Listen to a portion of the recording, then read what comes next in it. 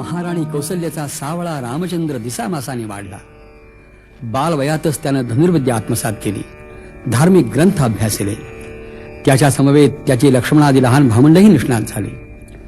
आता ते सर्वजण राजसभेमध्ये येऊन बसूही लागले. आणि एके दिवशी राजा दशरथ पुत्रांसह वर्तमान राजसभेमध्ये बसलेला असताना महर्षी विश्वामित्र त्या ठिकाणी आले. राजानं त्यांचं आनंदानं स्वागत केलं आणि नम्रपणानं विचारलं की महर्षी, आपली काही इच्छा असेल तर सांगा, मी ती अवश्य पुरी करीन. राजाच्या या भाषणानं अत्यंत हर्षित होऊन विश्वामित्र म्हणाले, ज्येष्ठ तुझा पुत्र मला देई दशरथा, यज्ञ रक्षणास योग्य तोची सर्वथा. ज्येष्ठ तुझा पुत्र मला देई दशरथा.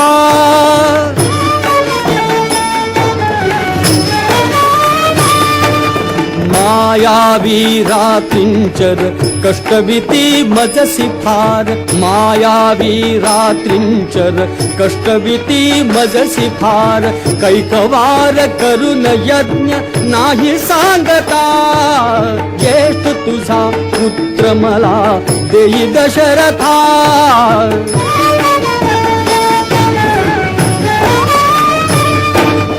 प्राणाहुनी वचनी प्रीत रघुवंशी हीच रीत. प्राणाहुनी वचनी प्रीत रघुवंशी हीच रीत.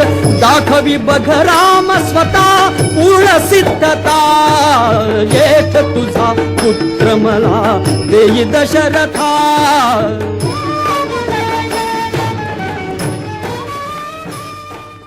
आपल्या ज्येष्ठ पुत्राची महर्षी विश्वामित्रांनी केलेली मागणी दशरथ महाराजांना नाकारता आली नाही. हाती धनुष्य आणि पाठी भाता घेऊन राम लक्ष्मण सज्ज झाले. मोठ्या भावाबरोबर धाकटाही निघाला. कौसल्या मातोश्रीने कर्तव्यासाठी ममतेला बांध घातला आणि राजकुमारांना विजयी भव असा आशीर्वाद दिला. महाराज दशरथांनीही उभय कुमारांचं मस्तकावघ्राण केलं. महर्षी विश्वामित्रांसारख्या ज्ञानी नेत्याबरोबर राम आणि लक्ष्मण प्रथम पराक्रमासाठी प्रासादाबाहेर पडले, अयोध्येच्या बाहेर पडले. प्रवासामध्ये गुरुदेव विश्वामित्र त्या दोन्ही कुमारांना अनेक कथा सांगत होते, ज्ञानदान करीत होते. जाता जाता ते तिघेही मलद करूप देशाच्या परिसरामध्ये आले. एकाएकी वीज कोसळल्यासारखा भीषण शब्द म्हटला.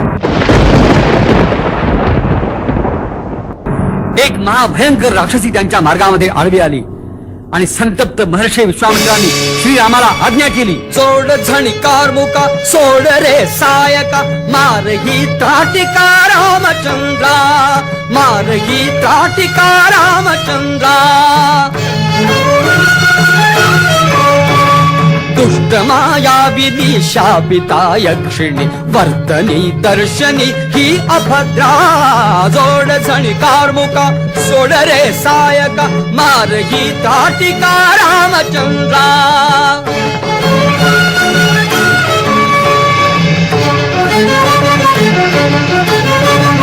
तप्त आरक्त ही पाहता लोचने. करपल्या वल्लरी करपली कानने. अतुल बल गर्विता. अतुल बल गर्विता. मूर्त ही क्रूरता. ये घृणा पाहता क्रूर मुद्रा. ये घृणा पाहता क्रूर मुद्रा. जोड झणकार मुका सोड रे सायका. मारही त्राटिका रामचंद्रा.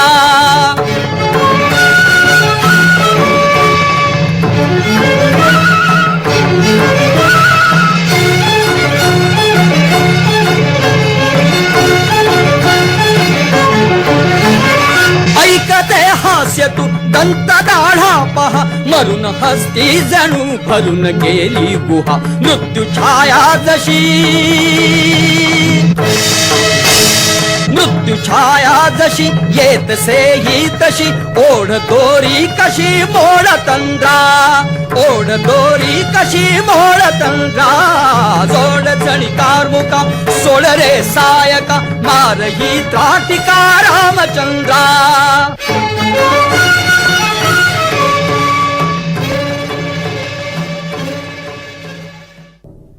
विश्वामित्रांच्या आज्ञेप्रमाणे श्रीरामाने त्राटिका राक्षसीचा वध केला. त्यावेळी देवगंधर्वांनी आकाशातून पुष्पवृष्टी केली. श्रीराम लक्ष्मणासह विश्वामित्र महर्षींच्या सिद्धाश्रमी आले. यज्ञामध्ये विघ्न आणणाऱ्या मारीजी राक्षसाला श्रीरामानी मानवास्त्र सोडून समुद्रामध्ये बुडवून दिलं. आग्नेय अस्त्रानं सुबाहूचा वध केला आणि विश्वामित्रांचा यज्ञ यथासांग पार पडला. ह्याच वेळी मिथिलाधिपती जनक राजाकडे एक मोठा यज्ञ होणार होता. महर्षी विश्वामित्र आणि त्यांच्या आश्रमामधले आश्रमीय त्या यज्ञासाठी मिथिलेला जायची तयारी करू लागले. मिथिलेला येण्याचा मुनिजनांचा आग्रह श्रीरामाना मोडवला नाही. लक्ष्मणासह ते त्यांच्याबरोबर मिथिलेला जायला निघाले. जाताना महर्षी विश्वामित्रांनी त्यांना अनेक कथा सांगितल्या. चालता चालता रामाने एक ओसाड असा आश्रम पाहिला आणि कुतूहलाने विचारलं की महर्षी, हा आश्रम असा ओसाड का बरं आहे? मनुष्यवास दीर्घकाळ झाला नसावा अशी अवकळा ह्या आश्रमाला का बरं आली आहे? तेव्हा मुनिवर्य विश्वामित्रांनी त्यांना अहल्येची कथा सांगितली आणि आपल्या चरणस्पर्शाने तिचा उद्धार करण्याची आज्ञा केली. श्रीरामांच्या चरणस्पर्शाने शिलासदृश्य पडलेल्या अहल्येच्या देहातून प्रकाश फाकला, मंजुळ स्वर उमटले. रामा चरण तुझे लागले, आज मी शाप मुक्त झाले, आज मी शाप मुक्त झाले. तुझ्या कृपेची शिल्प सत्कृती माझी मजये पुन्हा आकृती. तुझ्या कृपेची शिल्प सत्कृती माझी मजये पुन्हा आकृती. मुक्त जागले श्वास चुंबिती पावन गे पाऊले. मुक्त जागले श्वास चुंबिती पावन गे पाऊले. आज मी शाप मुक्त झाले, आज मी शाप मुक्त झाले.